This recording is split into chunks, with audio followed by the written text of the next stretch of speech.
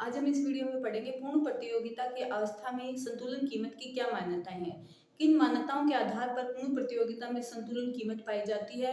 यानी कि जो संतुलन की कीमत होती है, जहां पर मांग और पूर्ति बराबर हो जाते हैं, वहां पर क्या होती है, संतुलित कीमत होती है।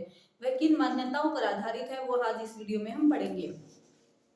पहली मान्यता है कि मांग वक्र का ढाल ऋणात्मक होता है। ऋणात्मक का मतलब है कि एक वस्तु घट रही है तो दूसरी वस्तु बढ़ रही है, तो इस वक्र का ढाल क्या होगा, नीचे की तरफ, ऊपर से नीचे की तरफ। दूसरा है पूर्ति वक्र का ढाल धनात्मक होता है। पूर्ति वक्र का ढाल धनात्मक होता है कि इसमें दोनों वस्तुएं या तो बढ़ रही होती है या घट रही होती है। यानी कि पूर्ण प्रतियोगिता में पूर्ति और कीमत दोनों ही बढ़ती है। जब कीमत बढ़ती है तो पूर्ति बढ़ती है, जब कीमत घटती है तो पूर्ति घटती है। मांग में क्या होता है, जब कीमत बढ़ती है तो मांग घट जाती है, और जब कीमत बढ़ती कम होती है तो मांग बढ़ जाती है। तो यहाँ पर क्या हो जाता है, इसका ढाल ऋणात्मक हो जाता है और इसका धनात्मक हो जाता है। तीसरी है बिना सरकारी हस्तक्षेप के पूर्ति और मांग की शक्तियां स्वतंत्र रूप से कार्य करती हैं। यानी पूर्ण प्रतियोगिता के बाजार में क्या है कि सरकारी हस्तक्षेप नहीं होता, सरकार का कोई भी हस्तक्षेप नहीं होता।